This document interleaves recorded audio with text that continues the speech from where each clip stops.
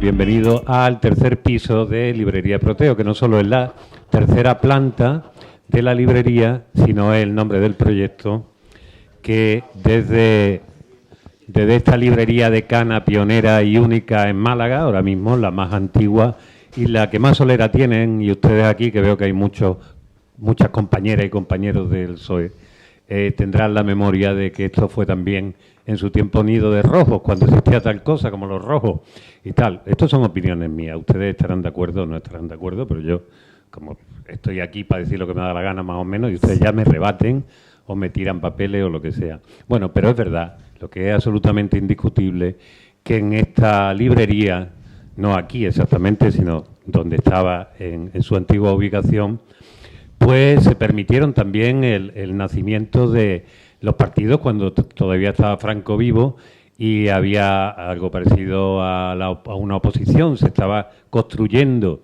lo que después se convirtió en democracia. Así que hoy, muchísimos años después, recordamos un poco, hacemos un poco de historia y vemos qué fue, qué ha sido y qué está haciendo ahora con la presentación de un libro. Un libro de uno editado por la editorial Ediciones del Genal, que como sabéis es la editorial de Librería Proteo, y de uno de nuestros autores más activos, Salvador Pendón Muñoz, que como todos sabéis, este señor que está aquí en el centro, que en cuanto lo deja 5 minutos quieto, eso no lo hace, pues se pone a escribir un libro, monta una historia, hace una panda de verdiales, tal, o seguro que a ustedes les pone una moción y hace cosas. Nunca ha parado. Este nuevo libro suyo, Socialista y Republicano, Ideas, Teoría y Práctica, básicamente lo que hace es recoger su ideario político y su concepción de qué debe hacer un político, una persona que se dedica al servicio público. ¿Cómo lo hace? A través de la recopilación de una serie de artículos que él publicó en la prensa cuando estuvo durante muchísimos años, como sabéis, ejerciendo labores de servicio público, hasta que se retiró de la política y entonces de su perfil de Facebook pues siguió escribiendo, hasta, como quien dice, hasta anteayer. Entonces, yo creo que es muy interesante verlo y leerlo, primero porque Salvador, y esto de nuevo es una opinión mía, creo que ha sido un político tan importante, un servidor público tan importante como en algunos casos no suficientemente valorado. Y es una opinión mía, que ni soy del PSOE, ni soy de ningún lado, ni me pagan por decir nada y digo lo que pienso. También es verdad que ha sido un descubrimiento reciente. A mí normalmente, lo digo, reconozco, cuando era periodista yo solía tener sospecha de los políticos, pero como una cosa de, a ver qué va a hacer. Después todo eso ha ido cambiando, felizmente los prejuicios están para que se rompan, y cuando he conocido a Salvador ha sido cuando, bueno, pues los últimos tiempos, antes sabía que sí, que era el presidente de Diputación y muchas cosas y tal, pero ahora lo he ido conociendo poco a poco como ser humano, y la verdad que como se diría, una persona que me agrada. Y bueno, hoy tenemos aquí para presentarlo, después estableceremos un coloquio al que están todos invitados. Todos podéis levantar la mano y yo os pasaré el micro y podéis decir lo que queráis. Tenemos también a otro viejo compañero, con él sí traté mucho más, porque se dedicaba al terreno cuando yo era periodista, Paco López. Yo lo conocí como delegado de Cultura de la Junta, pero Paco López también es maestro, igual que Salvador. En tu caso eras catedrático de matemáticas del Instituto. Hombre, no, algo que aprueba por una oposición, hay que decirlo, que ahí no hay enchufe ninguno, quiero decirte. Y ahora mismo, en sus tiempos, porque esto que decía antes cuando nos tomábamos un café, que tienen ambos vigoresia social, que no se puede, a ver si hay algo que los años, eso también que los años de dedicación política, de estar tanto en el ajo, al final se echan de menos y uno tiene que meterse en algo público de alguna manera. Tú estás dirigiendo ahora mismo la Fundación de Amigos de la Ópera de Málaga, que tiene, ¿cómo se llama el acrónimo? AAOMA. AOMA. Asociación Amiga de la Ópera de Málaga. AOMAITA. Bueno, pues AOMA. AAOMA. Pues la OMA está teniendo una labor interesantísima con la promoción de la ópera. Yo antes pensaba, digo, hay que ver cuando al Pedro Aparicio se le metió esto de que Málaga iba a ser una ciudad lírica y la gente diría que ¿ande va? ¿Ande va? Pues fíjate cómo ha evolucionado. Bueno, ya hablaremos de eso. Para no enrollarme más y dar paso a lo mollar, a lo que importa, te voy a dejar la palabra que tú has escrito ahí una cosa de tu buen amigo Salvador. Naturalmente. Pues nada, buenas tardes. Amigas y amigos, que presentar a Salvador, yo creo que quizá convendría hacer una pequeña datos históricos, biográficos de Salvador. Todos lo conocéis, pero es curioso saber que estuvo 20 años de alcalde de su pueblo, de Ardales, que estuvo 8 años de diputado provincial. No, de diputado 16. Perdón, 16, no. Y 8 de presidente. Eso, 8 de presidente, sí. De diputado provincial solo, sin más. Sí. ¿A qué acertado? 4, porque los otros 4 era vicepresidente. Eso es. Es que Salva, lo tengo. el de las matemáticas este. Mira, aquí o somos críticos o nos vamos. Es verdad. Vamos.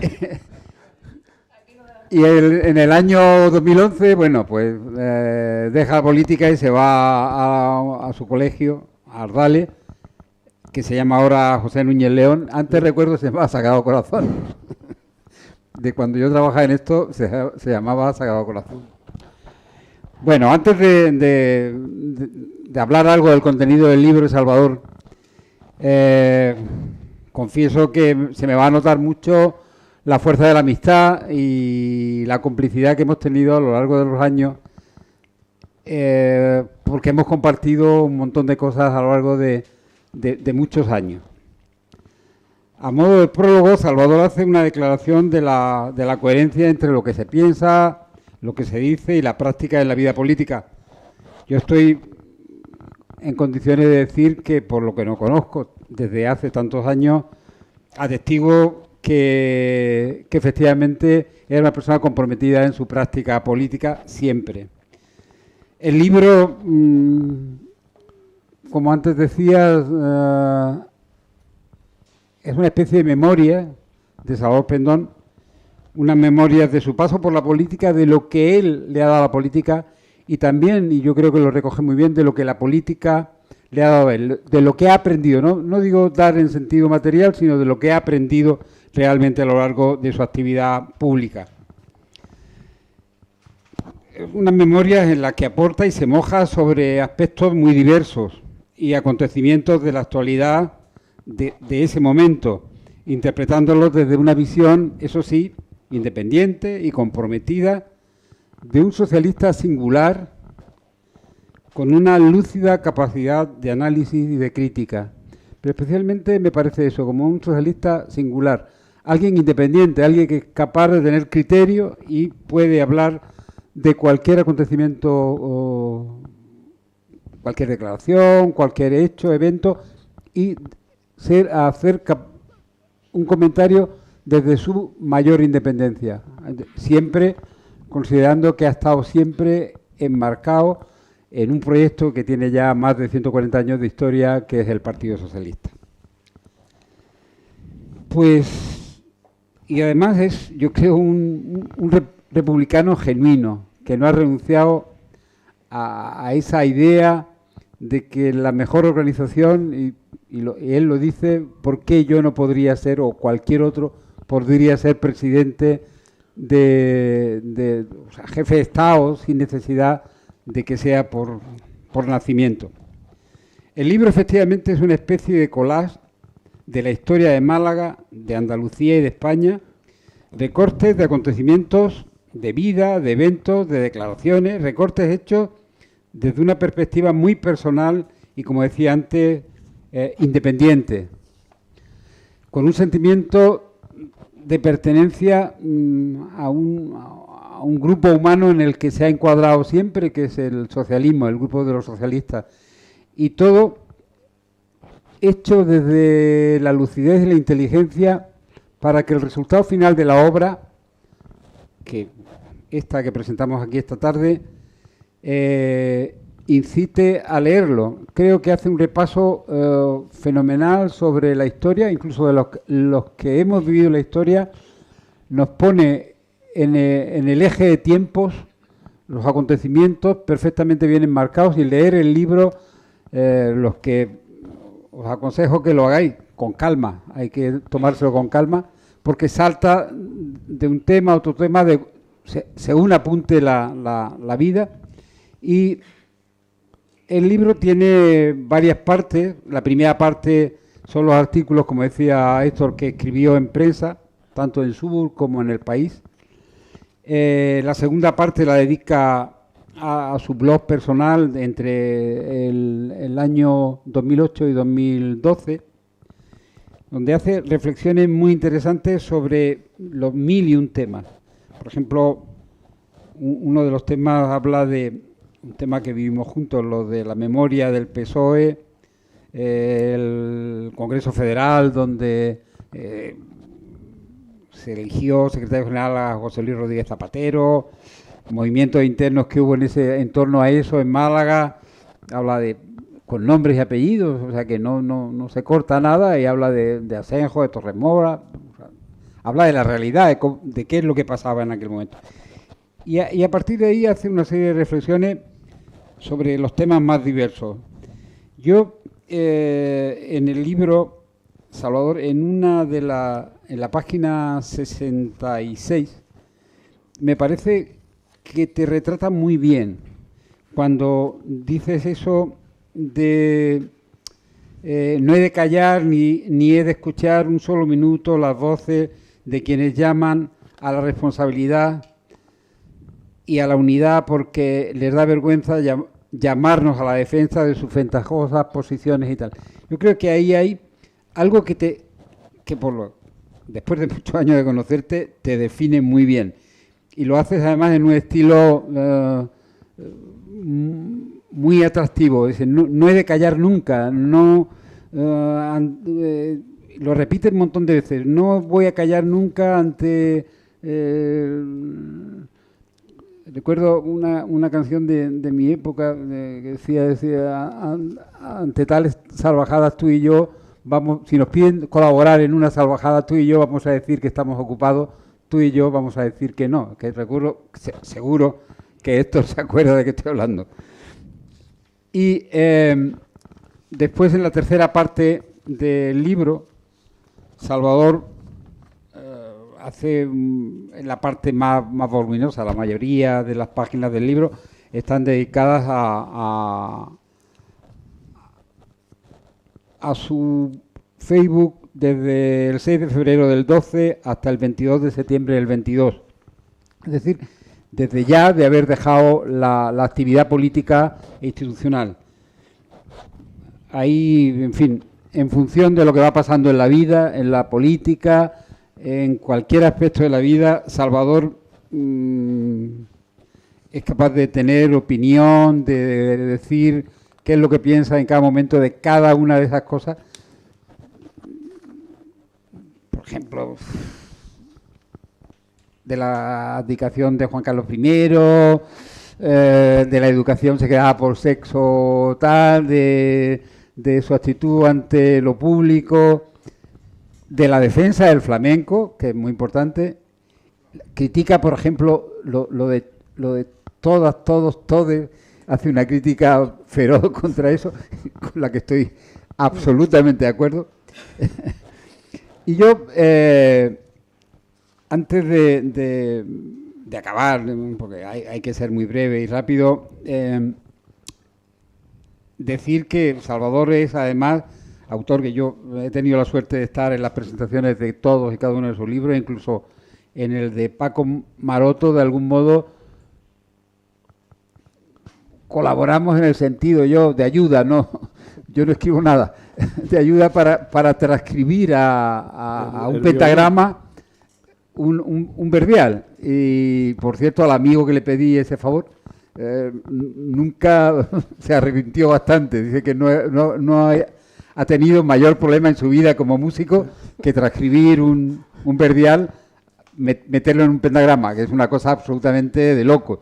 Y lo conseguimos. Y ha escrito, pues yo creo, Salvador, un montón de libros, el de Paco Amaroto, Blanco sobre Negro, La palabra en mi camino, Si quieres que yo te cante, Aquí le contaré yo, De la fuente más risueña, Principios, La casa del lugar, Que asoma por el oriente, Con la gente en los lugares de Málaga.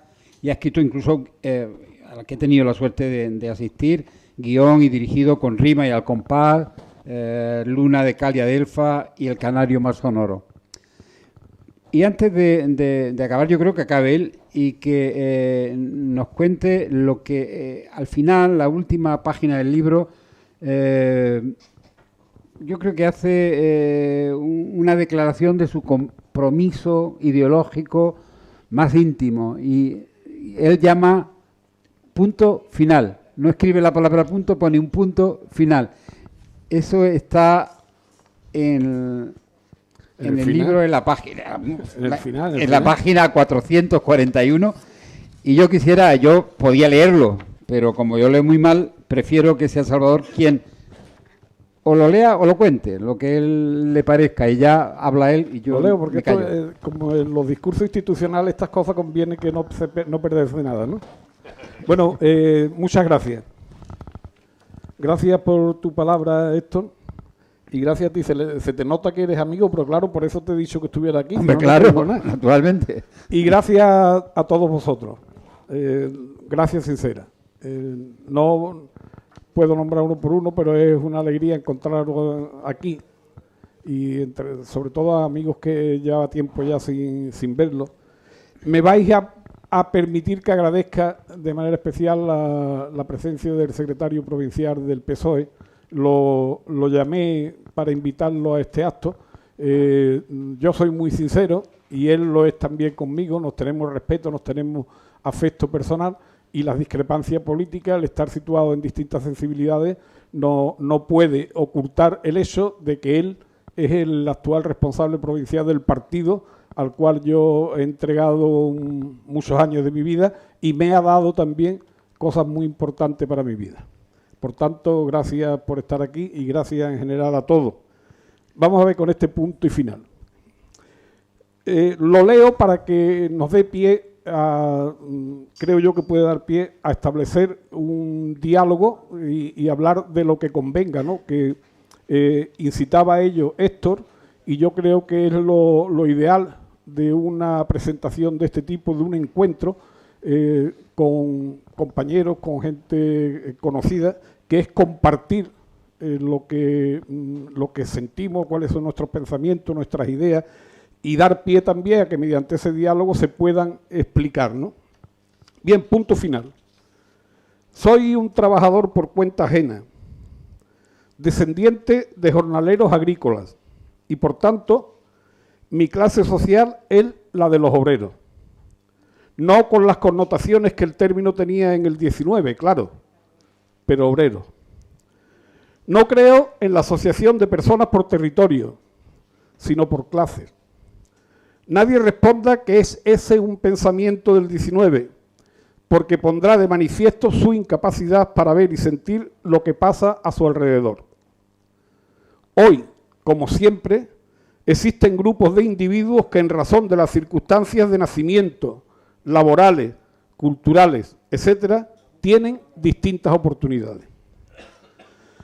Soy un ser humano que aspira, como soñaban los utópicos del 19, a que todas las personas vivan en libertad, asociadas en igualdad y ejerciendo la solidaridad que acerque el horizonte donde el respeto, el progreso y el bienestar faciliten la relación social basada en los valores y principios cívicos del republicanismo. Aquí y ahora soy socialista del Partido Socialista Obrero Español, pero no para eximir de débitos con la sociedad a los responsables del caso Guerra, a Roldán, a los autores intelectuales de los GAL, de Filesa, de la parte irregular de los ERE. No, Condeno, sean del partido que sean, y si son del mío con más intransigencia, a quienes acceden al gobierno valiéndose de la confianza de los ciudadanos y una vez instalados, la defraudan. Tuve responsabilidades públicas durante 20 años, en los que me dio tiempo a cometer, por acción y omisión, errores, muchos errores, y de bulto algunos de ellos, pero nunca actué en beneficio propio ni traicioné la confianza que me prestaron, al igual que hicieron muchos de los honestos correligionarios junto a los que marchaban. Soy socialista del Partido Socialista Obrero Español por cómplice lealtad a quienes fueron pieza fundamental de la arquitectura constitucional del Estado, a quienes aparcaron las aspiraciones partidistas y firmaron los pactos de la Moncloa, a quienes legislaron para universalizar la sanidad, la educación y las pensiones, a quienes acabaron con el aislamiento internacional de España y ayudaron a la construcción de la Europa del siglo XXI, a quienes dieron rango legal a la atención a las personas dependientes, a quienes fueron capaces de poner el punto final a las 4 décadas de la que después de la Guerra Civil ha sido la más sangrienta tragedia que ha padecido España, a quienes facilitaron el camino hacia la igualdad de las personas diferentes, a quienes han hecho avanzar a este país nuestro como nunca antes lo había hecho en la consideración de los derechos individuales y colectivos, a quienes en la más convulsa etapa en la existencia de la Unión Europea, que no había superado los efectos de la pandemia del COVID-19 cuando sufrió la sacudida de la guerra en Ucrania, acompañaron en las dificultades a los que más necesitan de la acción redistributiva del Estado, a pesar de tener enfrente la oposición más cerril, insolidaria y filibustera del actual periodo democrático. No estoy en el Partido Socialista Obrero Español para hacer escudo de nadie, ni para guardar obediencia ciega ayuna de sentido crítico, sino porque me guía la convicción de que es la respuesta socialdemócrata la más certera herramienta para cerrar la brecha social y avanzar en el progreso y el bienestar de la mayoría. Soporto la mochila porque su peso no me impide andar y me recuerda las dificultades del camino. No me ofusca el afán partidista, ni me aburre la incomprensión de los obcecados, ni me arrugan las descalificaciones de los adversarios, ni me adoctrina el aparato propagandístico de la cloaca mediática, ni me amedrentan los tuits de la caverna. La frente alta y el compromiso cada vez más firme, sin catecismo, sin imposiciones, sin complejos, sin miedo, socialista y republicano. Y a partir de ahí hablamos lo que queráis.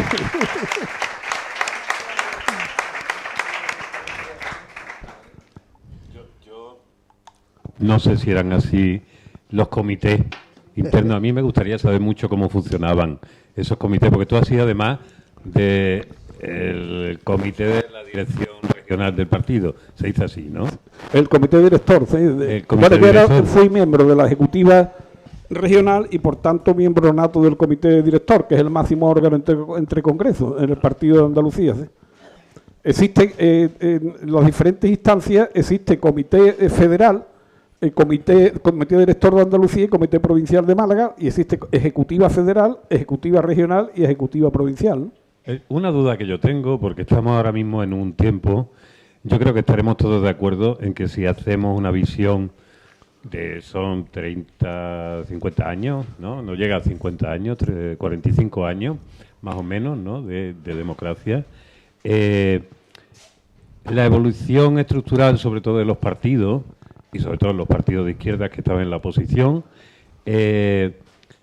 ha sido enorme, pero en cualquier caso lo que era antes un partido, con toda esa estructura, comité, etcétera, etcétera, que de alguna manera se entiende que ayudaba, aunque yo haga preguntas que os parezcan básicas, yo no he pertenecido nunca, os lo he dicho, a ese tipo de estructura. Cuesta trabajo responder. Entonces, ese tipo de estructura, por un lado, supongo que debe ser muy pesado para ciertas cosas, pero por otro lado también son unos organismos que dan una cierta garantía a que prospere de una manera natural esta especie de mesianismo actual de la política, donde hay un tipo que hace así, se junta con 4, dice yo soy el que mando, y tenemos esta especie de política de líderes cada día más extraños, no solo en España, sino en el mundo entero. Es decir, vosotros siempre habéis, cuando digo vosotros me refiero al Partido Socialista, siempre habéis defendido esa historia y esa trayectoria de las estructuras. No sé si sigue siendo ahora igual que era antes, o se ha ido también eliminando comités y cosas. No se han dejado nominalmente, pero han perdido efectividad. Y ese es un déficit que yo encuentro en el Partido Socialista Obrero Español en estos momentos. Los órganos han dejado de tener vitalidad y esa vitalidad de los órganos era lo que engrasaba la maquinaria. El PSOE tiene una maquinaria muy pesada. Estamos hablando de un partido que, además de tener casi siglo y medio de historia, tiene implantación regional, implantación territorial prácticamente en cada rincón de España. Por tanto, es una maquinaria pesada. Para engrasar necesita la vitalidad de los órganos, que es donde se produce el debate, el contraste de ideas. Y eso en los últimos años ha conocido un debilitamiento muy preocupante. Que son ya muchos años de militancia, lo cual quiere decir que tiene uno muchos años de vida ya también, recuerdo que hemos pasado de comités provinciales o de comités director en los que prácticamente estaba mal visto hablar bien de la ejecutiva a echar el incienso a que las intervenciones sirven exclusivamente para mover el licenciario en favor de la dirección provincial, regional o federal. Eso, a mi modo de ver, le resta vitalidad, le resta fortaleza al partido, ¿no? Que si sale el secretario general correspondiente a esos órganos a defender la gestión de la comisión ejecutiva, ya lo ha hecho él. Entonces lo que procede es que los intervinientes cuestionen determinadas actuaciones de la ejecutiva, no que salgan a decir coincido con el secretario general. Pues prácticamente eso es lo que ahora mismo se echa en falta, es decir, ese sentido crítico. Porque además, cuando existía, antes había una masa más crítica, más identificada dentro del partido, nos decíamos la cosa a la cara, sabíamos dónde estaba cada uno, pero yo creo que la relación personal no se fragilizaba por eso. Es decir, y estábamos muy encasillados, si se quiere, pero defendiendo las posiciones distintas y diversas, que en definitiva es lo que al socialismo y a cualquier partido de izquierda le da vitalidad y lo hace creíble ante la gente, que tenga diferentes voces, que tenga contraste de ideas y que de esa tesis salga la síntesis, ¿no? Probablemente estos son criterios muy viejo, pero así se ha hecho siempre desde la izquierda. Y yo creo que ahora mismo, pues, la ausencia, la falta de ese debate, pues, debilita notablemente toda la estructura orgánica del partido, ¿no? Que prácticamente no la tiene. Y cuando no se tiene fortaleza interior, fortaleza orgánica, es muy difícil trasladarle las propuestas a la ciudadanía, porque la ciudadanía compra las propuestas que nacen de la fortaleza. Si las propuestas que nacen de la debilidad prácticamente pasan de puntillas sobre ellas, ¿no? Has hablado de la ciudadanía y yo creo que no se le escapa a nadie, asuma la responsabilidad en el hecho o no, que la evolución de la política española y la relación con la sociedad ha traído y trae como consecuencia una desafección cada vez mayor, unas ideas globales y generales de que esos partidos que existían y se estructuraban para permitir un cambio social y, supongo, beneficiar a la gran mayoría, claro, ahí todo el mundo ha ido queriendo su parte del pastel a lo largo de los tiempos, se ha identificado con sus necesidades personales o de clase, pero creo que por un lado también hay un problema. Había una percepción, creo yo, de necesidades de clase y cada vez esas necesidades han sido más personales. Nos hemos individualizado tanto en esta sociedad donde todo el mundo termina diciendo aquel famoso y clásico que hay de lo mío. Y en cambio me da a mí la sensación, o por lo menos esa es la memoria que yo tengo, cuando era un chavalito y vi como si fuera un acontecimiento que hubiera partidos políticos y se pudiera votar. Yo no sé cómo, a mí aquello me entusiasmaba más que los mundiales de fútbol. Pero esa sensación de que realmente ya la estructura de la política, de los partidos o de estos pseudo partidos que se han ido constituyendo rápidamente, sin, como tú decías, sin ningún tipo de peso social, sin ninguna estructura, ya no se cumple en ningún caso, digamos, esa afirmación, ¿no? Yo no recuerdo si era Kennedy o Jefferson el que lo decía, lo de no te preguntes qué puedes hacer tú, el país por ti, sino qué puedes hacer tú por tu país. ¿Quién era? Que no me acuerdo. Jefferson, ¿no? Jefferson. Ahora mismo la percepción que hay... Kennedy, es que uno dice Kennedy y otro Jefferson. Bien. Pues Kennedy-Ferson... ahora mismo esa percepción, por supuesto, no es global, pero sí es preocupante. A mí me parece que sí es preocupante. Y, por supuesto, uno no puede, o no debería, decir, bueno, esa es la culpa, la tienen esto, lo tienen lo otro. Creo que ha sido una evolución social y que eso ha afectado a todos y cada uno. Creo también, y decirme si estoy equivocado, que el nivel de militancia ha ido bajando, absolutamente, y que en algunos casos da la percepción, se tiene la sensación de que en las militancias, no hablo solo del PSOE, yo hablo de una cosa general, en esas militancias hay muchas veces un interés no criticable, vimos en la sociedad que vivimos, pero un poco espurio, no de servicio, sino de autoservicio. Es decir, hay una vía por la cual, si yo me meto aquí, lo mismo consigo algo y tal. Esa es, creo yo, la percepción, no digo la mía, pero sí la percepción que veo que ha tenido vosotros como personas que lleváis militando mogollón de años. ¿Tú cuánto tiempo llevas militando en el PSOE? Pues 38 o 39. 38 o 39 años. ¿Y antes del PSOE formabas parte de algún tipo de sindicato o algo? ¿Entraste ahí de...? No, fue la primera militancia. Bueno, primero tuve unos escarceos con el anarcosindicalismo, pero eso duró poco. Y como eso no se estructuraban en formaciones ni nada, pues fue una cosa rápida.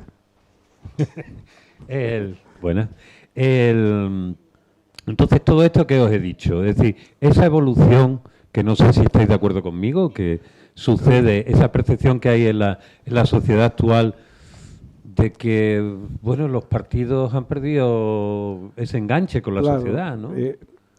La pérdida de militancia tiene que ver con la desafección de la política en general, ¿no? La pérdida del poder de la militancia, en este caso del partido del PSOE, que es el que a mí me interesa, ¿no? Los demás que lo analicen los otros, ¿no? Si la sociedad en su conjunto pierde interés por la política, se desafecta, la militancia no es ajena a la ciudadanía, son ciudadanos también, pues termina de alguna forma perdiendo interés en esa militancia, ¿no? Y cada vez los partidos quedan más en manos o bajo la dirección de unos núcleos cada vez más constreñidos, ¿no? y cada vez menos amplios. Y lógicamente eso lleva también al hecho de que las aspiraciones que tienen de progresar dentro de la política esos militantes, pues cada vez es una batalla casi, porque cada vez queda menos espacio, ¿no?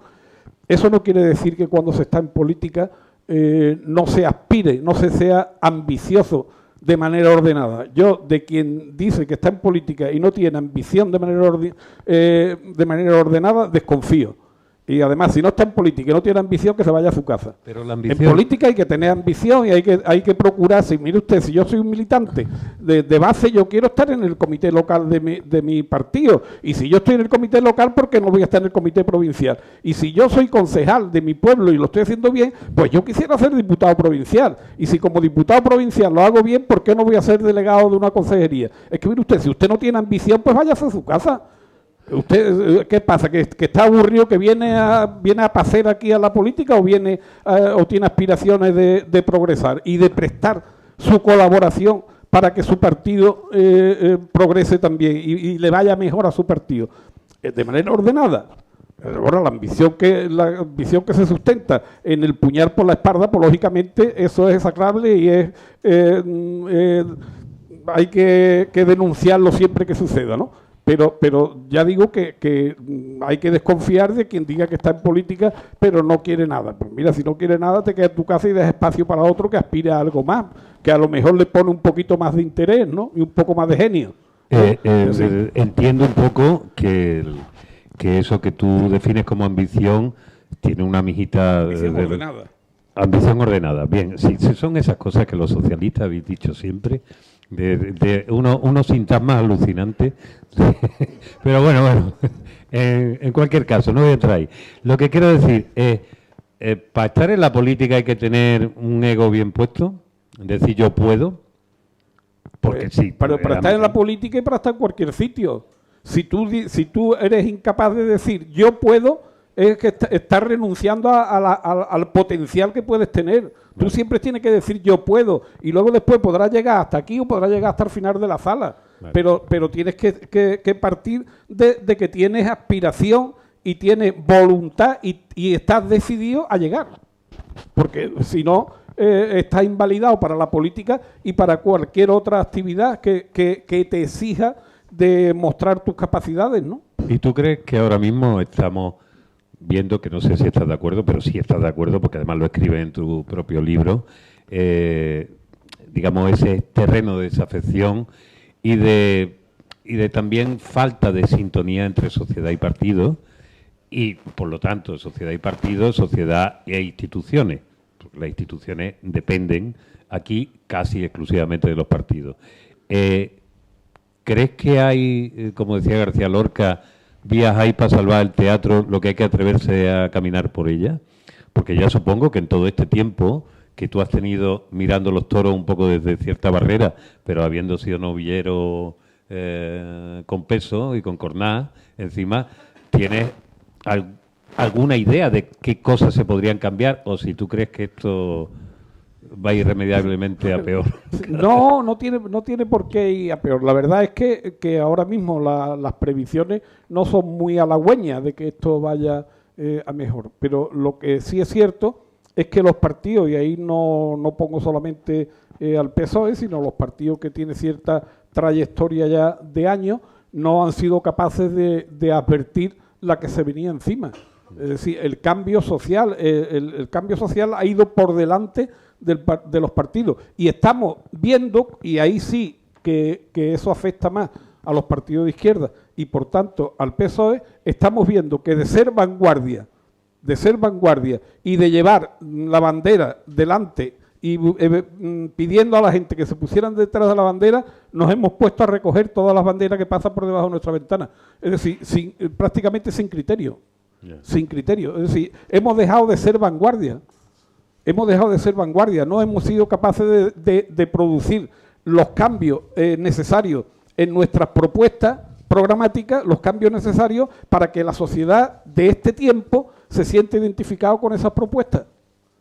Y estamos todavía en algunas cosas casi en el siglo XIX, ¿no? Y no hemos estado advertidos, por ejemplo, de lo que significaban las redes sociales y nos están dando hostias por todas partes, ¿no? Y ahí no solamente al PSOE, sino ahí a todos los partidos que quieren hacer las cosas, a los partidos y a todos, a los partidos y a los medios de comunicación y a todos los que quieren hacer las cosas con seriedad, le están dando hostias por todos lados, ¿no? Porque no hemos sido capaces de advertir la que se venía encima con las redes, ¿no? Que yo estoy absolutamente convencido de que la democratización de las redes es un hecho positivo, o hubiera sido un hecho positivo si se hubiera sabido encauzar. No hemos sabido y ahora mismo estamos en una situación muy peligrosa, ¿no? Estamos en una situación muy peligrosa que amenaza con cambiar el orden mundial, ¿eh? No estamos hablando de cambiar un gobierno en un país determinado, ¿no? Sino de cambiar el orden mundial. ¿Y quién tiene culpa de eso? Lo tenemos todos, pero de manera principal los que han tenido la oportunidad de poner dique en su momento para evitar el avance de esa corriente, ¿no? Ahora, sí.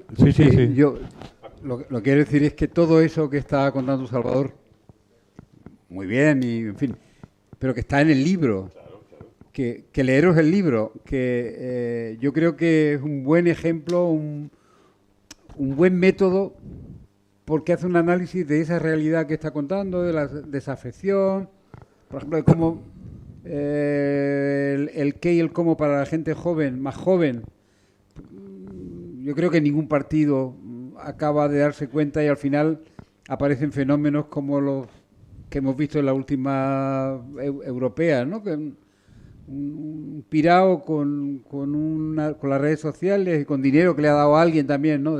Hablamos de Alvise, ¿no? Otro pirao. Claro, sí, sí.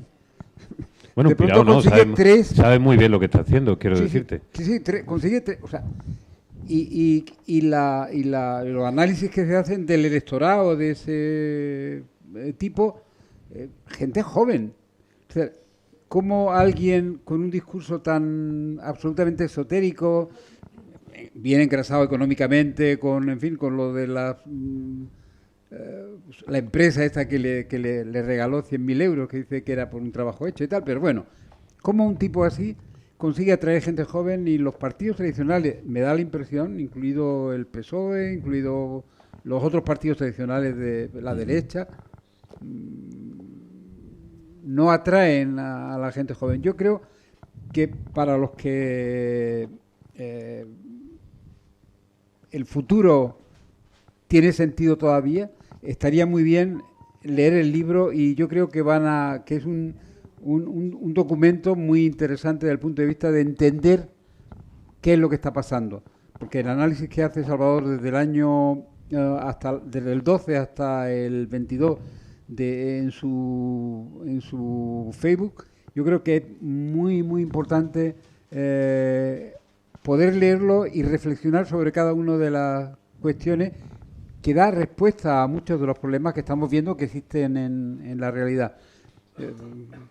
Problemas como, en fin, como lo que comentaba ahora del Alvise ¿no? Bueno, realmente se está viendo estos lados. Alvise, Milei, Meloni, quiero decir... El desapego ideológico, pero porque hemos empezado nosotros por no tener claro lo que significa la ideología, ¿no? Claro. Mira, hay una cosa que se me viene, la recuerdo, de la que hablo ahí, ¿no? ¿Hasta qué punto entramos en contradicción con nuestra ideología? Nosotros somos socialdemócratas y defendemos la redistribución. Esa es la guía y norte del socialismo democrático, ¿no? Bueno, pues en los últimos años, entre los socialistas, se ha entrado la idea hasta el punto de, por ejemplo, que se legisló en ese sentido cuando en la reforma del Estatuto de Andalucía de 2007 se pone que en los presupuestos generales del Estado corresponderá a Andalucía una parte proporcional a sus habitantes. Eso es una barbaridad. ¿Cómo desde la ideología socialdemócrata se puede defender el reparto de los bienes del Estado, la redistribución en base al número de habitantes? Mire usted, si hacemos eso, las que tienen más habitantes recibirán más dinero y seguirán creciendo. Y la brecha con quienes no tienen habitantes será cada vez más grande. Para un socialdemócrata, un socialista tiene que aplicar los recursos económicos según las necesidades, no según el número de habitantes, porque si no a Extremadura no va a llegar nunca un tren en condiciones. Como lleva pasando desde hace ya muchas Por ejemplo, ¿no? Es decir, bueno, pues ese relato lo hemos comprado los socialistas, es decir, y cada vez que hay, según los socialistas y todos los demás, cada vez que se hacen los presupuestos generales del Estado, los partidos salen diciendo que si han dado, según el partido que gobierne, sale uno u otro diciendo que a Andalucía no le han dado la parte proporcional. Es verdad que si no le dan la parte proporcional está en contra de lo que dice el Estatuto de Autonomía, pero la barbaridad fue que se aprobara en un Estatuto de Autonomía, no sé si hay alguno más que lo tenga también, que el reparto de fondos estatales tiene que estar en función del número de habitantes, no en función de las necesidades, ¿no? Porque a lo mejor Andalucía no necesita un 17% del presupuesto en una anualidad porque se ve una necesidad y resulta que en vez del 17% necesita el 24%, ¿no? O a lo mejor se ve que en otro presupuesto, pues con el 12% ya le iría bien. Yo te hago una pregunta que a lo mejor es una simpleza, pero me da a mí la sensación de que cuando existen, digamos, tantos estratos de coordinación política, es decir, tienes ayuntamientos, tienes comunidades autónomas, tienes diputaciones, tienes estados, tienes después alianzas comarcales y regionales extrañas, después entre medio los propios partidos haciendo una redistribución de sus estrategias para equilibrar su posibilidad de alcanzar más poder y, por lo tanto, más capacidad de decisión. No se acaba toda esa especie de, digamos, de división que está muy bien para atender lo pequeño, lo mediano y lo grande. Yo desde fuera la percepción que siempre he tenido es, ¿y alguien tiene una idea global del Estado? Porque me parece que cada vez esa idea global se ha ido diluyendo más y más y más y más y más. Tú has sido alcalde y a mí me da siempre la sensación que el alcalde, y sobre todo de pueblos que no son gigantescos, suelen ser los políticos que más vida diaria, entre otras, más contacto tiene con sus ciudadanos. Que te pueden pillar mañana en el bar y decirte eres un payaso, como lo que sea, o abrazarte. Y quiero decir que tienes un contacto directo. No, que te cogen, ¿vale? Que te cogen. O sea que a ti cuando te ha llegado eso de que mira lo que me han dicho en Twitter, tú dices, pues no veas ni lo que me han dicho en el bar del Benito, ¿no? O sea que tú estás curado de espanto, ¿no? Intento, hay heridas que no se curan nunca, pero vaya, sí, más o menos tiene uno una cierta coraza ya. Pero tiene fama de haber tenido carácter. Sí, lo sigo teniendo. ¿No ve la vehemencia con la que hablo? Sí. Claro, pero eso es que imprime carácter. Oye, a mí me preocupa mucho, ya que he hablado del Estado, me preocupa mucho la estructura del Estado. La separación de poderes, la fortaleza de la democracia, todo ese tipo de cosas me preocupan mucho, ¿no? Y ahora mismo estamos asistiendo a una situación en la cual yo creo que se pone casi en riesgo, no voy a decir peligro, se pone en riesgo la democracia, ¿no? Porque determinados poderes, no todos poderes del Estado, sino algunos fácticos, hacen valer su prevalencia sobre cualquier formación política o cualquier otra cosa para actuar de manera que incorrecta y que no dice nada en favor de la democracia, ¿no? Y ahí tenemos culpa nosotros. Ahí tenemos culpa nosotros, los socialistas. Hace unos días vi yo a Felipe González, que me costó trabajo verlo porque cada vez me cuesta más trabajo escucharlo. Pero lo escuché en una entrevista que le hizo Javier Forte. Y claro, él lo pintaba todo color de rosa, diciendo que, bueno, que su tiempo, que su gobierno fue una cosa, un paisaje idílico de su gobierno, ¿no?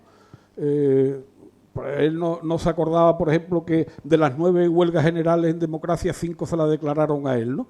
Yo, como miembro de izquierda, prefiero que me critiquen los nacionalistas que me tengan que criticar los sindicatos, ¿no? Pero bueno, a él eso le parecía normal, ¿no? Pero bueno, en ese tiempo, en 1982, el pueblo español le dio un cheque en blanco a Felipe González y al PSOE.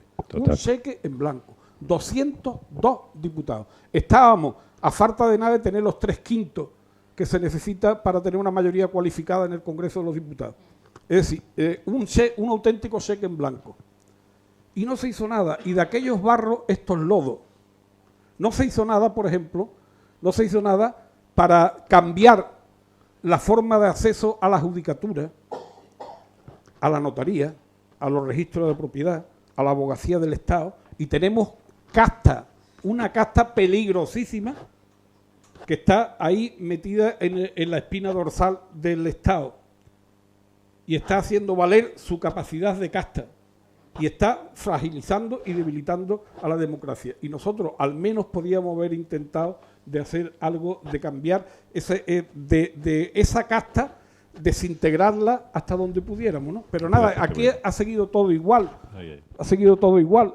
Si el hijo del juez se casa con la hija del otro juez, tiene un juececito y así sucesivamente, ¿no?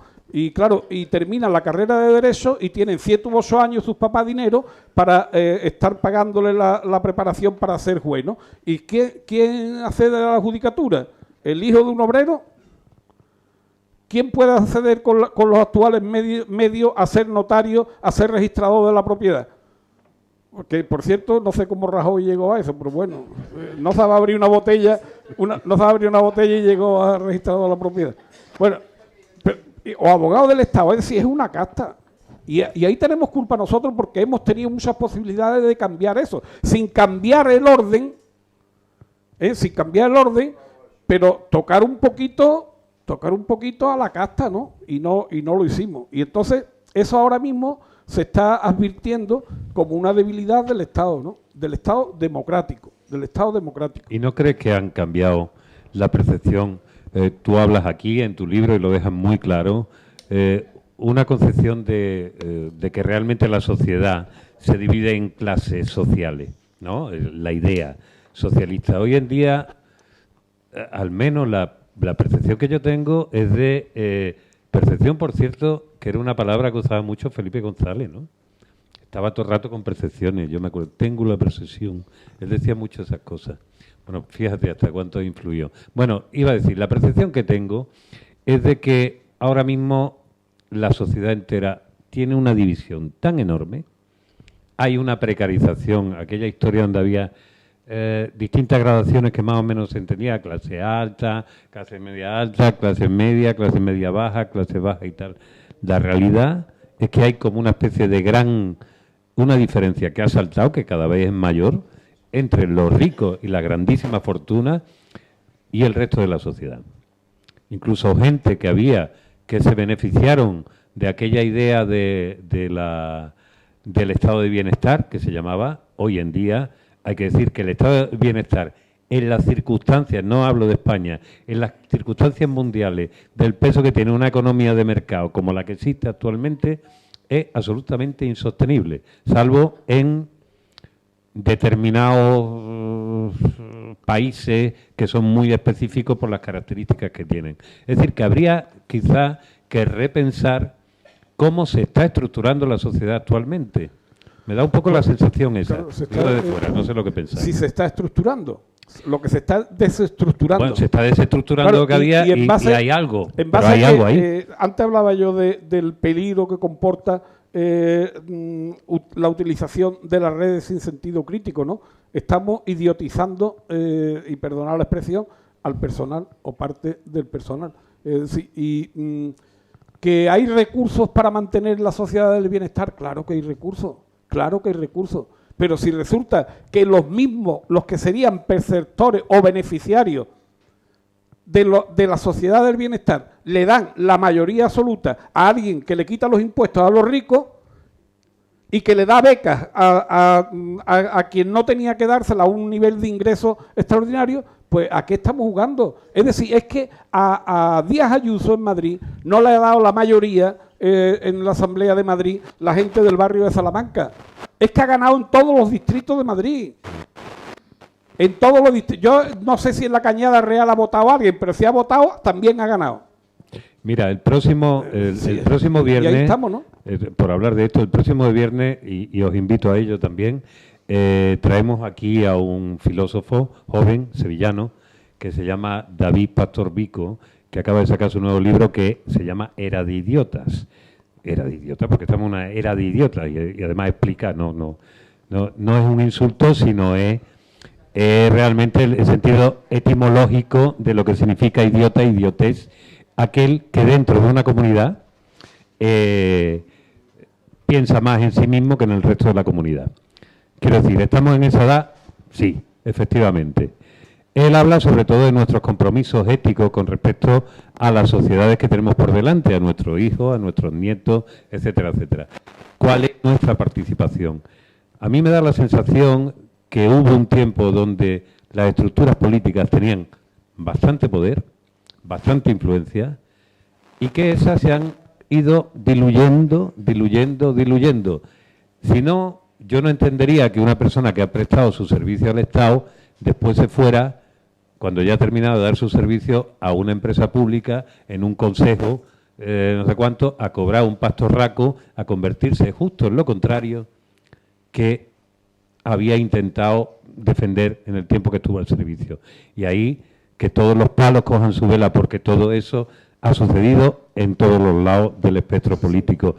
Quiero decir, y lo peor es que seguirá ¿qué manda ahora? pues manda evidentemente el capital, como decía la bruja de Avería. Espera, que Dani quiere entrar, esto ya me va gustando. Secretario. Sí, muy buenas tardes. Lo primero, agradecer a Salvador la invitación. Para mí es un placer estar con él. Cuando me llamó me dio mucha alegría que me dijera que me invitaba a la presentación de su libro y le dije, sí, claro que voy a estar. Y lógicamente compartimos más de lo que puedan ser las diferencias puntuales que podamos tener. Es lo que tiene que ser ahora mismo la dirección del partido, que dentro de ser la dirección también ser crítico es más complejo, porque uno tiene que ostentar la responsabilidad del partido. Pero al decir esto, y me gustaría quedarme, veo muchos amigos y amigas que no había saludado al principio, la Opinión de Málaga está entregando sus premios y por tanto por responsabilidad también, por la ostentación del cargo como secretario general, también tengo que estar allí. Por tanto, pido disculpas para irme, quería agradecerte la invitación, saludaros a todos y a todas y deciros que es un buen libro, me lo llevo. Ya he leído la parte final antes que la leyera Salvador y que lo disfrutéis también vosotros. Muchas gracias. Muchas gracias, Dani. Gracias. Dani, muchas gracias. Venga, amigo. Gracias, Dani. Dani. Bueno, esto es decir, se va el secretario general, pero quedan las bases, ¿no? Eso. Ahora que se ha ido, no vea al tío, no vea. Hasta luego. Esto, lo bueno es que como esto es una ley del tercer piso de Proteo, aquí no hay ni comité ni nada, ni se está votando nada y estamos hablando libremente. Creo que además es una buena... Tú estabas hablando antes de la que se liaba dentro de los comités, que ahí había una crítica feroz, todo el mundo sabía, se discutía con vehemencia y con argumentos, pero no pasaba nada, nadie se moría. Yo creo que sí había puñales por el aire también, pero una cosa más sofisticada.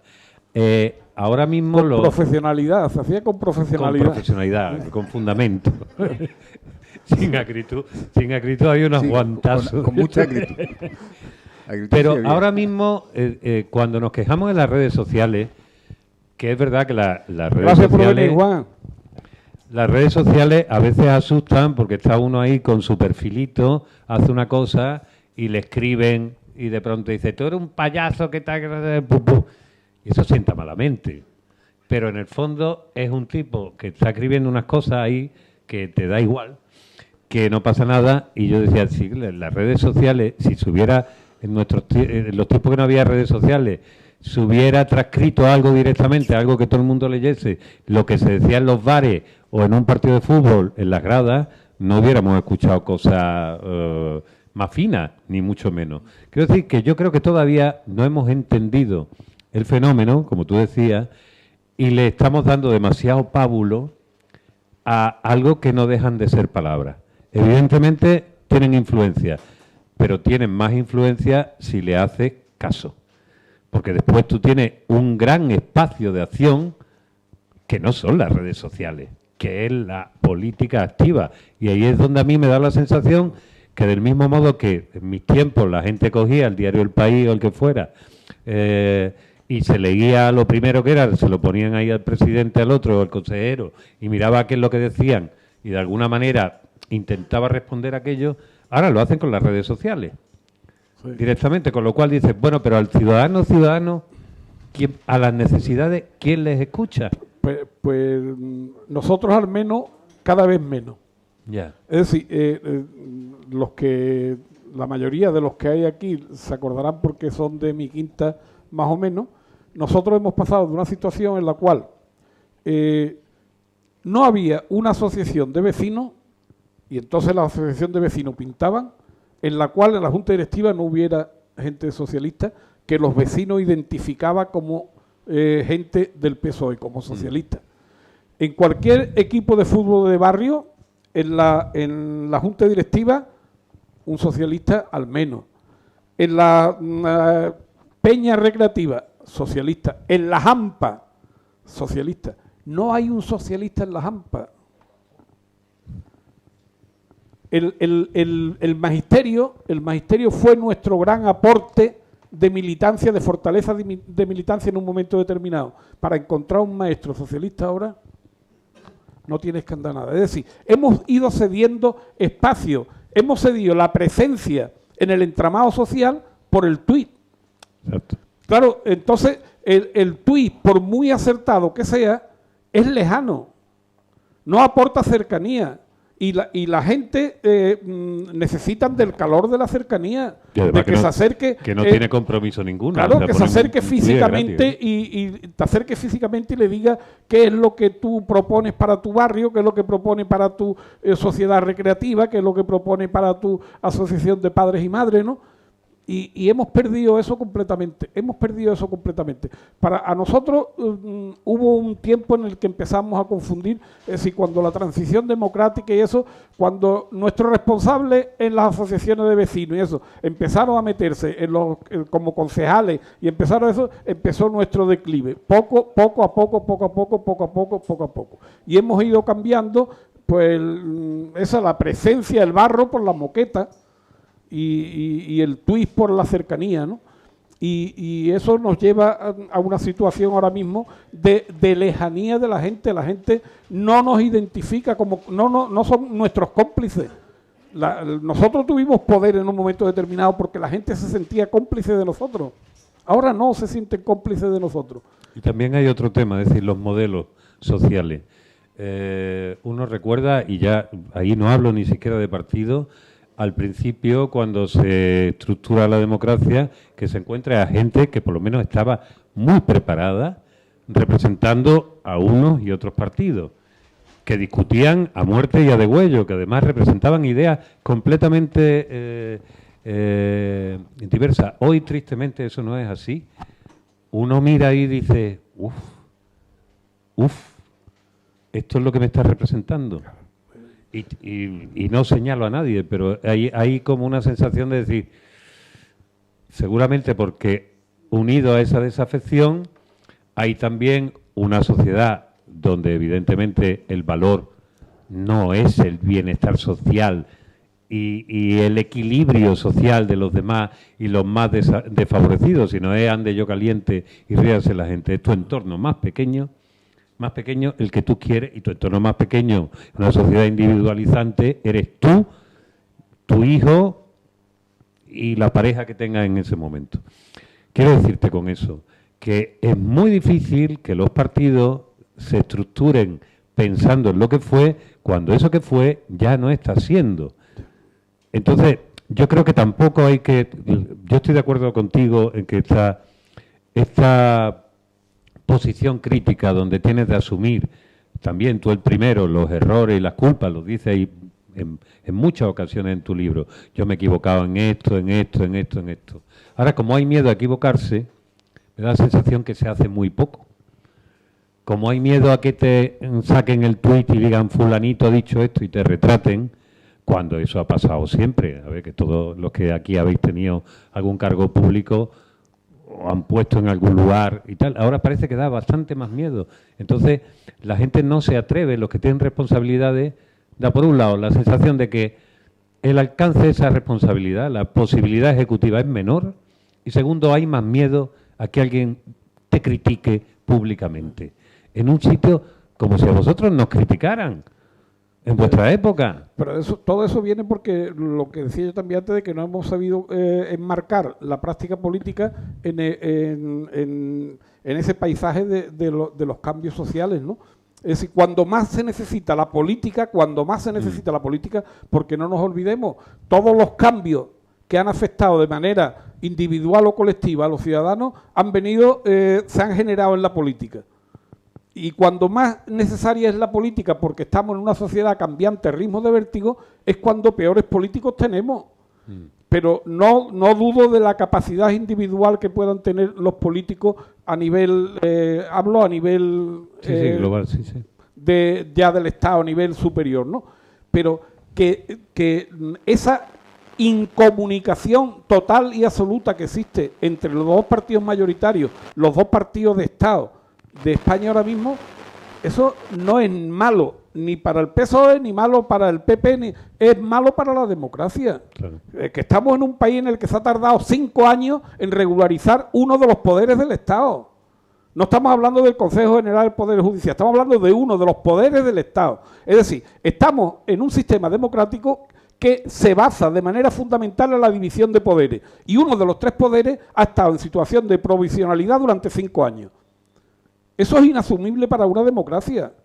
¿Y quiénes son responsables de eso? Pues los 2 partidos mayoritarios que han sido incapaces de llegar a acuerdos, ¿no? Hombre, bien es verdad que uno ha sido más incapaz que otro, ¿no? Sí. Y ha puesto más palos en los radios de la bicicleta que el otro, ¿no? Pero en definitiva el resultado es que la clase política ha sido incapaz durante 5 años de ponerse de acuerdo para regularizar uno de los poderes del Estado. Esa es la lectura. Dentro de 50 años, cuando se escriba la historia, no se va a decir si el González Pons hizo esto, si el otro hizo otro, sino 2 partidos políticos mayoritarios que conformaban las 3/5 partes del Congreso de los Diputados, fueron incapaces durante 5 años y tuvieron en situación de provisionalidad la democracia en este país. ¿Y no hay una especie de sensación de que las diferencias que existen no son tan profundas como para llegar a acuerdos? Es decir, yo me pongo en el pellejo de los pactos de la Moncloa, las Cortes Constituyentes, y creo que las diferencias sociales que había allí, ideológicas, económicas y de poderes, eran infinitamente mayores de las que hay ahora. Y la capacidad política de los políticos de entonces también infinitamente mayor que la de ahora. ¿No falta generosidad en la sociedad actual? Claro. Falta generosidad, pero generosidad para esa generosidad que te hace actuar de una manera determinada, se necesita capacidad. Y como falta capacidad, pues no hay generosidad, ¿no? Porque además, y la entienden mal, ¿no? No sé lo que podemos hacer ante eso, no sé lo que podemos hacer, ¿no? Pero es muy complicado en el panorama actual que esos 2 partidos lleguen a entenderse, ¿no? Lleguen a entenderse, y estamos en una situación de absoluto enfrentamiento y se dice polarización, pero es bastante más que polarización, ¿no? Es un enfrentamiento brutal y cainita, ¿no?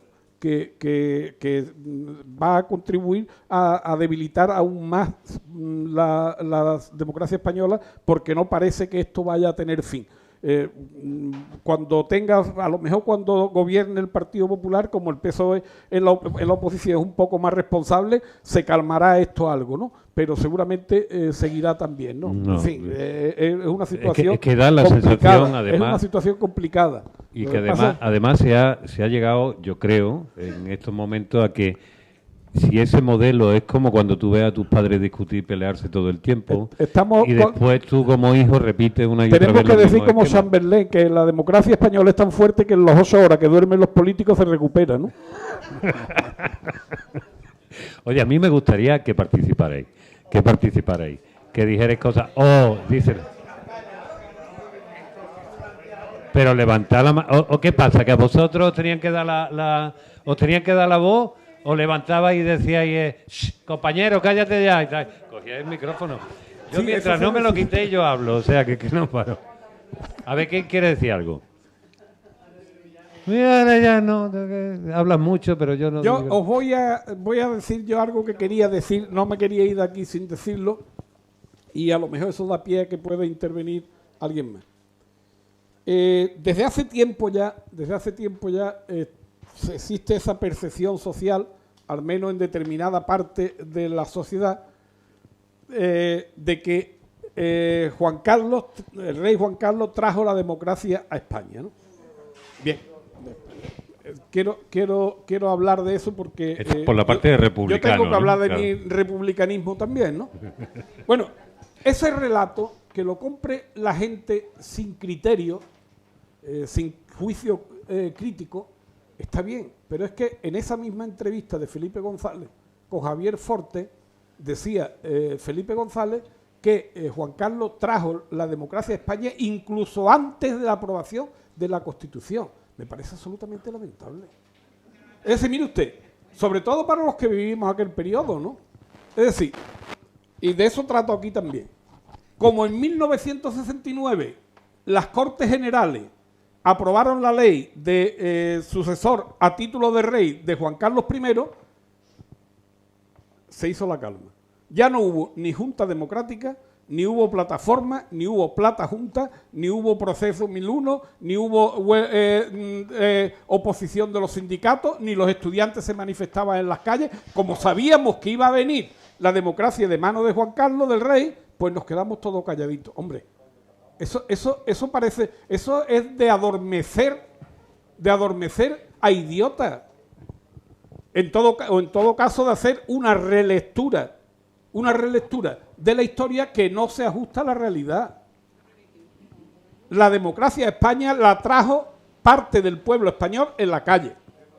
Y en la calle y en las empresas, y en los sindicatos, y en los institutos, y en las cárceles. Y es que ya se hizo la presión democrática, se hizo insoportable para los herederos del franquismo, ¿no? Entre otras cosas, por la presión europea, ¿no? Sí, y nosotros hemos comprado el relato de que Juan Carlos I trajo la democracia a España. Pero mire usted, ¿qué me está contando? ¿Qué me está contando, hombre? Pero eso ya no se lo cree nadie. ¿Cómo que no? Si lo dijo alguien que ha sido presidente del gobierno. Sí, pero bueno, a ver, un momento dado. Cuando ahora están surgiendo. Lo que dice Felipe últimamente, yo creo que. No, Héctor, cuando está surgiendo estos audios que se está escuchando últimamente, sí, tú entras en Facebook y bueno, entra un ratillo nada más porque es vomitivo, ¿no? Pero entra un ratillo en eso y la cantidad de gente que diga, sí, pero era el mejor, que trajo la democracia, que no sé cuánto, que no sé qué, y que él podía hacer lo que le diera la gana, que para algo era el rey. Y eso lo dicen la gente. Pero yo creo, ¿no?, que la fe... Bueno, que diga, para enmarcar la cosa, que él hiciera lo que su comportamiento, de eso ya se encargará de juzgarlo la historia, ¿no? De su comportamiento se encargará de juzgarlo la historia. Él, por cierto, dice que va a publicar ahora unas memorias porque le han robado la historia. Lo que ha robado él no lo dice, ¿no? Pero bueno, pero nosotros tenemos que defender que esa parte de la historia que se intenta adjudicar de manera inadecuada no le corresponde. Él no trajo la democracia a España. La democracia a España la trajeron más gente que estuvieron muchos años luchando en favor de la democracia y sufriendo muchas penalidades. Mientras él era sucesor a título del rey, había mucha gente en las cárceles franquistas. Es decir, y que no se ponga ese galardón que no le corresponde en absoluto. Y la pena es que a lo mejor le adjudica y le concede esa gracia, pues hijo o nieto de los que lo pasaron canute y lo pasaron mal para traer la democracia a España, ¿no? Y ahora le conceden la gracia divina al heredero de Franco, de que fue el que trajo la democracia. Pero yo creo que en estas cosas el tema está cuando tú dices, entra en Facebook y encuentra un montón de barbaridades. Los trolls de Facebook no representan nada porcentualmente, se representan a sí mismos, aunque haya 15, que son 15, no hay 1,5 millones de personas diciendo eso. Yo creo que, y el caso está, porque si eso fuera así, si la gente apoyara al rey aquí, el rey no estaría en Arabia Saudí. Quiero decir que se ha alargado, porque no puede estar aquí. Otra cosa, que pero la historia le juzgue. El Sanjero está cuando le da la gana. Que le juzgue un... De esto, allí hay manos, venga. Ven para acá. No, yo sé que tú tienes voz, pero es que está grabando para que después... Bueno, al margen de todas las consideraciones... ¿Y tu nombre, porfa? Juan Antonio. Juan Antonio. Al margen de todas las consideraciones que ha hecho el presentador, que eso daría para 3 o 4 reuniones, algunas de ellas, a mí me interesa fundamentalmente la opinión de Salvador respecto a un hecho muy concreto en el que, con toda seguridad, hay responsables políticos, se ha hecho alguna mención de pasada, que en estos momentos se encuentran, diremos, en ese dilema, y aquellos que han tenido o hemos tenido responsabilidades también en algún momento lo hemos tenido. Me estoy refiriendo en concreto a dónde se encuentra la frontera de un militante que ha tenido responsabilidades en una organización a la hora de que, cuando está dejándose un pasito al lado y por tanto está dejando de asumir esas responsabilidades, ¿cómo articula el sentido crítico al que legítimamente tiene derecho y la obligación de la lealtad a la organización de la que estuvo militando y a la que posiblemente es la que le permitió la tribuna para poder dar esas opiniones públicamente? Es evidente que aquellos que tuvieron responsabilidad en un ámbito familiar o en un ámbito de amigos tomando una cerveza, nadie pone en duda de que entre la confrontación en esa frontera entre la legitimidad y la lealtad, pero en otros casos, cuando lo ponen delante de una televisión, y no voy a poner nombres porque creo que no es necesario, y además se da también tanto en el ámbito político como en el ámbito sindical. ¿Dónde está esa frontera realmente? Esa frontera, en todo caso, Juan Antonio, tiene que ser establecer cada cual establecer la suya, ¿no? Cada cual establecer la suya. Pero yo entiendo que es perfectamente compatible el sentido crítico con el respeto y la defensa de la organización a la que uno pertenece. Es decir, además creo que determinadas posiciones críticas contribuyen a fortalecer la organización a la que uno pertenece. Y lo que hay que procurar es que esa posición crítica no llegue al punto de convertirse en un ataque a esa organización, ¿no? Que es lo que estamos viendo en los últimos tiempos, en el caso del PSOE, que repito, es lo que me interesa, lo que estamos viendo por parte de significados responsables del partido, a los que todos, yo el primero, admiramos en su momento, y yo no dejo de reconocer lo que Felipe González significó para este país y para este partido, en absoluto. En absoluto. Por eso me causa más pena lo que dice ahora en contra de este partido, porque algunas de sus posiciones no van como crítica a la dirección actual del partido. A la dirección, está cuestionando el partido, y porque está partiendo de un análisis muy diferente al partido que él conoció. Él compara el partido actual con el que él dirigió. Hombre, con el que él dirigió ya sabíamos aquellos dichos, ¿no? de que se pone la cabra de candidato y lo vota y no sé cuánto, y nosotros el poderío que hacía, allí no hacía falta. Ahora está la cosa más complicada.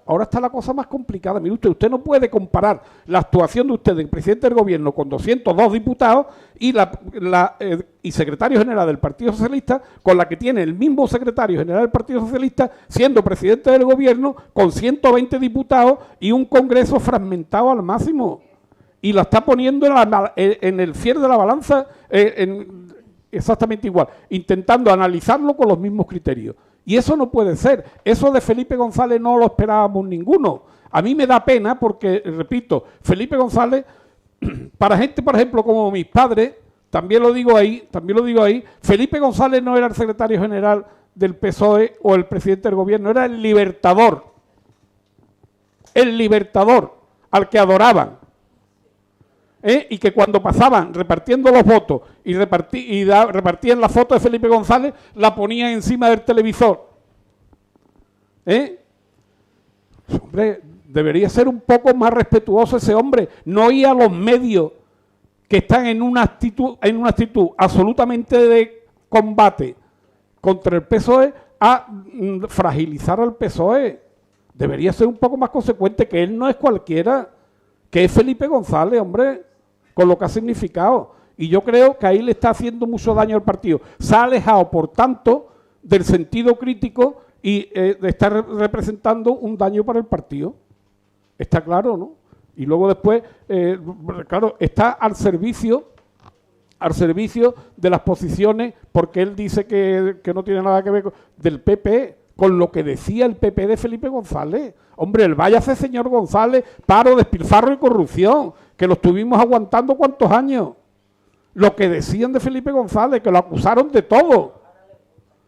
Y ahora resulta que Felipe González para el Partido Popular es el socialismo auténtico. Aquel socialismo, aquel socialismo es el que le gustaba a ellos. Hasta el mismo Moreno Boinilla se dice que aquel PSOE, hombre, aquel PSOE fue en su momento, y vosotros bastante que lo criticasteis, cuando era un partido que estaba haciendo la transformación social de este país, ¿no? Bastante lo criticasteis como para que ahora seáis nostálgicos de ellos porque están sirviendo a vuestros intereses, ¿no?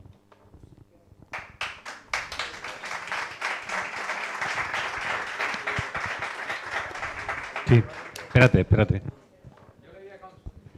voy a preguntar, Salvador. Juanito. Me alegro de escucharte. Mira, estamos destacando mucho el papel de los partidos, de la monarquía, y a mí yo echo en falta el papel de la escuela. Yo creo que tenemos gran parte de culpa. En aquella época teníamos tantos ideales y tanto que cambiar que lo comunicábamos en la escuela y fabricábamos, porque dice que la ideología se fabrica en la escuela. Teníamos la facilidad de fabricar una ideología de cambio. Luego vinieron épocas muy buenas del estado del bienestar en donde nos dormimos. Y yo que fui, bueno, tú sabes que yo he sido director hasta que me jubilé. He notado cómo se transformaba la escuela en una normativización. Todo norma. Hasta el punto de que los compañeros, tú has dicho que encontrar un maestro que sea socialista ahora es difícil. Es bueno, que yo socialista creo, o de izquierda. O de izquierda, o incluso de derecha. Sí, bueno. Sí, porque es que lo único que hay es en la escuela ahora mismo, yo tengo hijos docentes y lo escucho y es todo normativa, burocracia. Entonces, eso está haciendo que salgan unas generaciones no críticas, idiotizadas totalmente. Entonces, yo que he defendido, y él lo sabe, de que el único cambio, el cambio aparte de los partidos era la escuela era el motor del cambio y ahí nos volcamos todos, yo echo de menos eso. No se habla de lo que estamos fabricando en las escuelas, ¿no? Lo que estamos dando a decir. Yo creo que estamos haciendo idiotas. Completamente de acuerdo contigo, Juan. Lo trato también en el libro, el tema ese de la importancia de la educación como motor del cambio y de la incapacidad de los responsables públicos de este país de darse cuenta de la importancia de la escuela. Mira, tenemos, por ejemplo, una Constitución que para intentar cambiar un artículo de la Constitución, eso no se puede cambiar porque es que no sé cuánto, porque es que no sé qué, y cambiamos de planes educativos cada vez que hay un cambio de gobierno. Eso es una barbaridad. Eso es una barbaridad y esa es la realidad que tenemos. Estamos a nivel de normativa, más que de normativa, yo diría de burocratización. Porque a nivel de normativa los maestros están locos. No han terminado de adaptarse a una norma cuando le viene encima otra, ¿no? Pero bueno, ese en todas partes, en todo caso, es el aspecto legal, si se quiere, ¿no? Yo creo que en el colegio hay otro aspecto, que es el de convivencia, que se ha perdido. Mira, yo recuerdo los claustros, y no en Ardales, que es un pueblo pequeño, en Ardales también, pero en los años que estuve en Campanilla, hacíamos los claustros duraban, se nos hacía de noche. Es decir, empezábamos después, entonces había clases por las tardes, empezábamos cuando terminaban las clases a las 5 y se nos hacía debatiendo. Estos últimos años que yo estaba en Ardales, no se debate de educación. Se debate nada más que de burocracia, del papel que tenemos que rellenar y del otro no sé cuánto, que es absolutamente asfixiante. No se habla de educación. Luego después otro aspecto que sea a lo mejor a las grandes ciudades, pero yo creo que en las grandes ciudades también tenía que ver, ¿no? Pero que ha afectado más a los maestros es que los maestros antes vivíamos en el sitio que trabajábamos. Yo recuerdo en los primeros años que yo llegué a Ardales, que prácticamente todos los maestros vivíamos en Ardales. Cuando terminaban las clases a las 5 de la tarde, empezábamos en el salón de actos el grupo, el coro escolar, el teatro, lo otro, estábamos liados siempre. Los sábados, el deporte comarcal, estábamos siempre liados en eso. Es decir, una presencia, eso se ha perdido. El maestro vive en Málaga, llega a las 9 de la mañana y a las 12 viene, no tiene contacto alguno con la sociedad. Es decir, por tanto, la capacidad que tenga la escuela de incidir en ese cambio social necesario es muy mermada, ¿no? Está muy mermada. Y por tanto, estamos hablando también de una democracia fallida. Es decir, si una democracia en la que la educación no tiene capacidad para tener presencia en ella y tener capacidad de impregnarla del sentido que quiera darle a la educación, pues entonces estamos en una democracia fallida. Es decir, la escuela, que debería ser vanguardia de la sociedad también, igual que yo decía antes del PSOE, la auténtica vanguardia de la sociedad tenía que ser la escuela. Y la escuela se ha convertido hoy en reflejo de la sociedad. Justo al contrario. A mí me explica, lo único que me explica es que, como tú has dicho, en Ayuso la voz el 100% o el 90% de Madrid. ¿Cómo es posible que no haya mentes que sean capaces de enseñarle a los críos a que pongan, por lo menos en un espejo, algo que puedan criticar? Es que no se enseña nada de criticar en el buen sentido de la palabra. Criticar es comparar, y eso no se enseña. Y eso, los maestros, es verdad, yo qué sé, los maestros nos convirtieron y no nos dimos cuenta. Yo primero, yo he estado hasta hace poco tiempo y yo no me daba cuenta de lo que estaba pasando. Y hemos perdido unas generaciones que son las que están dando ahora los críos. Y son las que están empezando a mandar. Yes. Son las generaciones primeras del estado del bienestar, en donde no había problemas. Se había el interclasismo, se habían perdido las clases, ya venían... Yo es que eso, yo por ahí busco la explicación. Pero vamos, aunque la busque, no me sirve de mucho. Porque... No sé si tú qué piensas, ¿ves? Gracias. No, sí. Una cosilla solamente, que me están haciendo allí señas, que son ya las 8:30, los va a empezar a firmar. A mí solamente me gustaría que me dijeras, Salva, cuando te fuiste de la política y cuando dejaste... Me quedé descansando. Te quedaste descansando, ya está. ¿Y cuando dejaste la escuela? Me ha costado mucho trabajo. Y todavía no me he terminado de acostumbrar. Yo es que a mí me gusta mucho la escuela, ¿no? Me gusta mucho aprender enseñando. Y estos últimos años, desde que yo dejé la política y volví a la escuela, han sido especialmente enriquecedores. Porque he podido comparar el ambiente en el que me desenvolvía antes con el ambiente de la escuela. Claro, no hay color, ¿no? Entonces, yo he llegado a generar un tipo de relación con mis alumnos muy especial.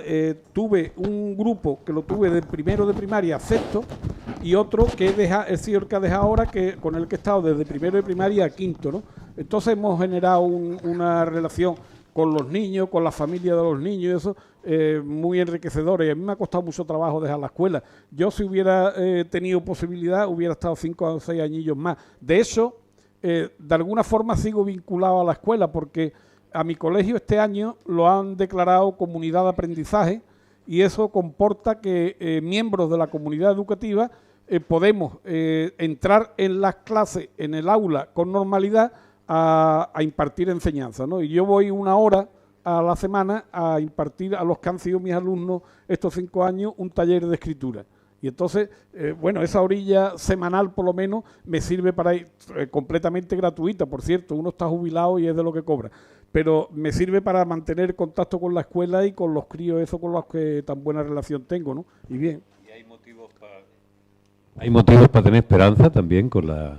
Los hay, claro que los hay. En el momento en que dejemos de creer en la esperanza, dejamos de creer en el socialismo.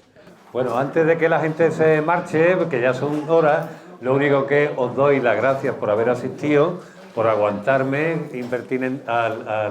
al moderador impertinente, y por favor darle un fortísimo aplauso a Paco López y a Salvador Tendón. Muchísimas gracias.